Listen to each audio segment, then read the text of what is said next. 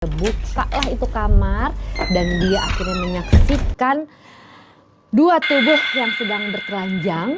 Jadi suaminya dengan seorang perempuan berambut panjang dan bermata sipit gitu ya. Jadi mereka sedang melakukan hubungan suami istri dan si Kayla itu menyaksikannya dengan sangat shock sampai nggak bisa berkata-kata, cuman bilang,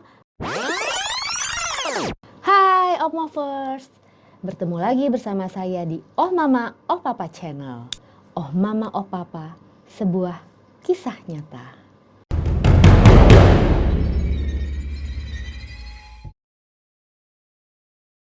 Oh Mama Oh Papa kali ini bercerita mengenai, sebut saja dia bernama Kayla. Kayla ini tinggal di sebuah kampung di dekat Danau Toba, Sumatera Utara. Berlatar belakang keluarga besar. Jadi si Kayla ini adalah anak ketujuh dari 9 bersaudara. Bapaknya itu seorang guru, ibunya adalah pedagang.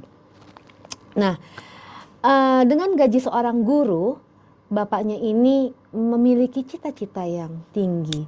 Jadi benar-benar tuh ya, Opmovers, mereka ini membiayai anak-anaknya, pokoknya harus sampai S1 semua gitu. Nah, jadi kakak-kakaknya Kayla ini berhasil nih mencapai S1 ya, dibiayai oleh orang tuanya. Tibalah gilirannya si Kayla, karena di dekat kampungnya itu tidak ada universitas, terpaksa dia ke kota M untuk melanjutkan S1-nya. Nah, Kayla ini bisa dikatakan sebagai seorang mahasiswi yang super jenius. Karena IPK-nya itu, untuk mendapatkan IPK 3,5 aja tuh kayaknya mudah banget gitu ya. Memang dia dandannya nyentrik banget, jadi rambutnya pendek, ya agak tomboy, terus udah gitu kulitnya putih, terus udah gitu boyish gitu ya. Jadi penampilannya itu suka pakai celana jeans, gitu.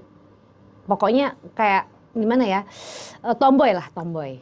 Nah, di semester ketujuh, karena saking pintarnya nih si Kayla ini, dia ditunjuk oleh universitasnya untuk memberikan penataran untuk membimbing anak-anak baru nih. Jadi seperti semacam kayak koas gitu ya. Nah, disitulah dia bertemu dengan, sebut saja, laki-laki bernama Galih. Nah, Galih ini bukan asli kota M ya, jadi dia dari Pulau J. Galih ini tubuhnya tuh kecil, krempeng, terus gitu kacamatanya tebal gitu ya, kayak anak nerd gitulah si laki-laki ini. Pertamanya ketika mereka kenalan sih, si Kayla ini kayak nggak ada, gimana ya, kayak nggak ada rasa gitu, karena ini bukan kayak tipenya dia banget, krempeng, terus udah gitu nggak oke lah gitu, kayaknya tuh ngomongnya nggak nyambung. Cuman entah kenapa kok waktu mereka itu berduaan ya gitu, jadi kan kebanyakan ngobrol, terus dia gitu membimbing anak-anak baru ini, mereka menemukan sebuah kecocokan nih, Opmovers, dan akhirnya mereka pacaran. Nah, disitulah karena cinta terjalin, terus udah gitu mereka tuh terbius ya dengan rasa itu, sampai akhirnya tanpa sadar nih mereka melakukan hubungan suami istri yang mengakibatkan si Kayla ini hamil. Nah, untungnya nih Kayla ini hamil tepat pada saat 2 bulan sebelum wisuda. Jadi mereka sempat beberapa lama berpacaran dan akhirnya hamil. Terus udah gitu setelah wisuda, Kayla ini bilang nih sama si Galih gitu kan, gimana nih ini kita. Nah, sementara si Galih ini adalah berlatar belakang yang sangat berbeda ya dari si Kayla ini. Akhirnya dia, oke deh, aku akan ngomong ke orang tuaku, terus gitu. Dan ternyata tidak disetujui oleh orang tuanya Galih. Dengan alasan bahwa si Kayla ini bukan dari suku yang sama, terus udah gitu, dan juga memiliki latar belakang yang dari keluarga biasa-biasa saja. Itulah yang gak diterima sama keluarganya Galih ini. Nah, sementara kalau dari keluarganya si Kayla, mereka tadinya marah-marah, bapaknya ya shock lah gitu, anaknya hamil, karena kok belum selesai kuliah kok udah hamil, terus gitu gimana nih dengan karirnya nanti gitu. Nah, akhirnya dengan Kayla membujuk ayah dan ibunya, saudara-saudaranya juga. Akhirnya mereka juga menerima si Galih untuk menikahi si Kaila. Nah, sampai pada saat mereka menikah, orang tua dari Galih ini nggak mau datang Opmovers gitu ya, dengan alasan kasta berbeda seperti itu. Dan bahkan si Kaila ini dibilang adalah materialistis gitu ya, perempuan matre, pemburu harta seperti itu. Terus udah gitu akhirnya si Kaila sih tersinggung, cuman ya gimana dengan anak yang dikandungnya, dan akhirnya mereka berdua tetap saja menikah. Nah udah mereka menikah, terus udah gitu mereka ngontrak rumah, terus si Galih ini mendapatkan pekerjaan karena memang sudah selesai ya kuliahnya, mendapatkan pekerjaan sebagai asisten. Terus udah gitu, dan si Kaila ini juga konsentrasi untuk kehamilannya sampai akhirnya melahirkan anak laki-laki. Terus udah gitu anak laki-laki itu lucu banget gitu. Terus dengan kelahirannya anak yang pertama ini ya, si Galih ini semakin gencar ya bekerjanya ya, semangat banget deh gitu. Dan si Kaila ini tidak diperbolehkan bekerja nih sama dia. Udah mulai dari sekarang aku aja yang mencari nafkah. Nah, mereka dengan hidup sederhana, bahagia. Itu berlangsunglah beberapa tahun ya. Singkatnya setelah 2 tahun akhirnya Kaila pun melahirkan anak yang kedua gitu. Terus begitu tiba-tiba nih ada sebuah kabar bilang bahwa ibunya Kaila di kampung yang dekat Danau Toba itu sakit nih, Opmovers. Terpaksa Kaila membawa 2 anaknya untuk melihat ibunya ke kampung dan meninggalkan si Galih itu di rumah. Nah setelah beberapa lama di kampung, sekitar 2 minggu lah gitu, katanya dokter di kampung ini, ibunya itu harus segera dibawa ke rumah sakit yang besar. Dan itu adanya di kota M, di mana itu tempat tinggalnya si Galih dan si Kaila. Akhirnya mereka, Kaila ibunya dan 2 anaknya balik lagi ke kota M.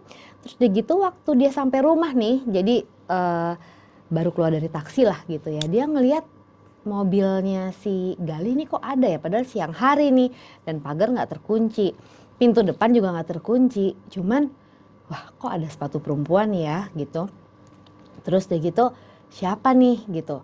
Terus dia gitu ya Kaila tuh sempat mikir apa kakak-kakaknya si Galih datang gitu. Cuman kok cuman 1 sepatu aja ya gitu, siapa nih. Dipanggil-panggil Galihnya nggak nyaut, dan akhirnya sampailah ke depan pintu kamar mereka. Dan akhirnya Kaila itu kayak mendengarkan suara-suara yang aneh gitu ya, Opmovers ya. Yang aduh kayaknya sedang menikmati sesuatu. Akhirnya dia buka lah itu kamar dan dia akhirnya menyaksikan 2 tubuh yang sedang bertelanjang. Jadi suaminya dengan seorang perempuan berambut panjang dan bermata sipit gitu ya. Jadi mereka sedang melakukan hubungan suami istri, dan si Kaila itu menyaksikannya dengan sangat syok sampai nggak bisa berkata-kata, cuman bilang tega banget kamu gitu. Dan itu perempuan juga syok, dia langsung membereskan bajunya, langsung pakai baju. Terus gitu tiba-tiba nggak tahu deh itu gimana caranya perempuan itu langsung keluar dari kamar itu, dan tiba-tiba nih si Galih itu udah ada di kakinya si Kaila ini, minta maaf, katanya hilaf. Terus dia gitu nangis-nangis, minta maaf. Cuman Kaila tuh kayak beku gitu ya, Opmovers. Hatinya tuh kayak wah gue udah gak mau tahu lagi deh nih, kurang ajar nih laki gue gitu kan. Gue lagi aduh udah punya anak 2, gue lagi ke kampung, ibu gue sakit, terus gitu tiba-tiba dia selingkuh sama perempuan lagi lain sampai tidur lagi. Oh my god, ini sih nggak bisa aku terima. Udah tuh, walaupun si Galih itu nangis-nangis di kakinya si Kaila udah kayak ilfil berat ya, sampai akhirnya dia ninggalin si Galih. Jadi setelah kejadian itu beberapa hari itu, Opmovers, dia itu nggak pernah mau nyapa si Galih ya, dan ngelayanin pun enggak. Jadi dia selalu tidur sama anak-anaknya. Terus gitu bahkan setiap kali si Galih ini kayak bawa bunga, terus gitu ingin menjelaskan bahwa perempuan itu lah yang menggoda dia. Cuman kayaknya si Kaila ini udah gak mau mendengarkan alasan-alasan. Karena menurut Kaila sebuah pernikahan itu adalah sakral dan tidak boleh ada satupun orang yang gak setia di dalamnya. Nah terus deh gitu itu berlangsung selama 2 bulan. Akhirnya si Kaila itu kayak nggak tahan ya satu rumah sama si Galih ini. Jadi dia angkutlah anak-anaknya. Jadi dia pernah nanya sama Galih, ini saya yang keluar atau kamu yang keluar? Dan Galih itu insist banget atau maksa banget, nggak ada satupun dari kita yang bisa keluar dari rumah ini karena saya cinta sama kamu dan tolong maafin saya atas kekhilafan saya. Cuman apa Op Movers? Kayla bilang no way, nggak bisa gitu kan. Sekali kamu mengkhianati saya, udah nggak ada pintu maaf buat kamu. Lagu banget ya. Terus udah gitu akhirnya karena si Galih itu nggak mau keluar dari rumah, si Kayla itu membawalah kedua anaknya itu sampai ngontrak nih Op Movers. Sama nih di kota M juga ya ngontrak. Terus gitu Kayla itu tanpa pengalaman kerja akhirnya dia jadi tukang cuci lah, jadi kayak penjaga toko lah. Nah suatu saat Kayla ini sakit banget gitu ya, sampai dia nggak bisa ngurusin anaknya dan entah tahu dari mana nih si Galih ini ngedatengin lah rumah kontrakannya si Kayla ini. Dan dengan sombongnya Kayla malah ngusir si Galih itu dengan sombongnya dan bilang dia nggak mau kenal lagi sama Galih. That's it. Pokoknya anak-anak aku yang urus, kamu nggak usah ingat lagi aku dan anak-anak, kamu pergi sana sama perempuan itu. Pokoknya benar-benar nggak ada pintu maaf buat Galih. Dendamnya minta ampun ya si Kayla ini. Nah karena di kota M ini dia kurang beruntung, akhirnya dia pulang ke kampung ya, secara juga duit udah nggak ada ya, jadi akhirnya dia numpang lagi bersama anak-anaknya ke kampung halamannya. Jadi dia pindah lagi ke orang tua. Terus gitu disitulah dia dikasih modal nih Op Movers sama ayahnya untuk membuka toko kelontong. Nah memang rezeki nih berpihak nih tampaknya ya kepada si Kayla ini. Jadi toko kelontong itu laris manis, bahkan dia bisa membuka beberapa cabang di pasar satu, di daerah mana lagi satu gitu ya, sampai dia punya 5, sampai dia berhasil. Terus udah gitu dia ngumpulin duit gitu ya, nyekolahin anak, dan tanpa kerasa dia akhirnya bisa buka salon. Ya namanya di sebuah kampung kan gak ada salon, jadi salonnya dia tuh adalah satu-satunya di kampung itu dan laku banget gitu ya. Sampai akhirnya dia juga karena dia punya salon, dia merawat diri gitu ya, karena kan udah punya duit ya si Kayla ini ya, jadi melangsingkan badan, menghaluskan kulit, jadi dia gak tomboy lagi, jadi seorang perempuan yang cantik gitu, dan juga super jenius dan juga jago jualan. Nah akhirnya setelah dari situ dia punya salon, terus gitu dia ini pingin banget mengembangkan usahanya di kota nih. Akhirnya memang dia pindah lagi nih ke kota M. Dan itu kan satu kota lagi nih ya sama si Galih ini ya, cuman dia nggak pernah menghubungi keluarganya si Galih ataupun Galih gitu.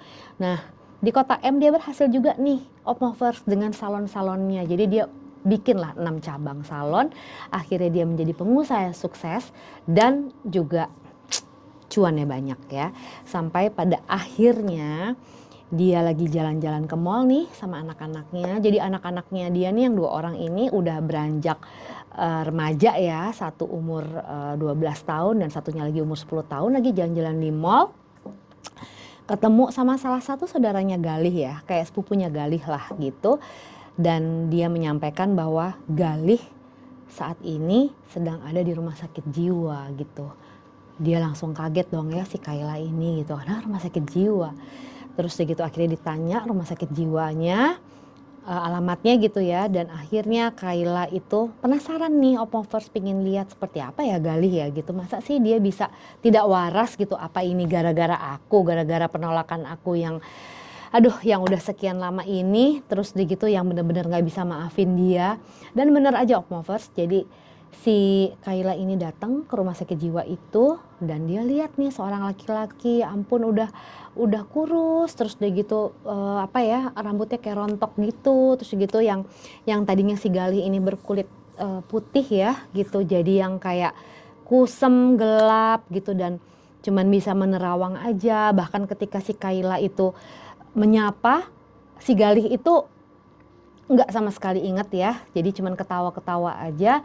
Terus gitu akhirnya Kayla bertanya kepada dokternya tindakan apa yang sebaiknya diambil, dan ternyata Op Movers tidak ada satupun keluarga dekatnya ini yang ngurusin si Galih ini. Jadi cuman bayarin rumah sakit aja, cuman nggak ikut ngurusin dan nggak pernah ada yang mau nengok gitu ya. Jadi udah beberapa lama lah di sana, udah sekitar 2 tahun gitu.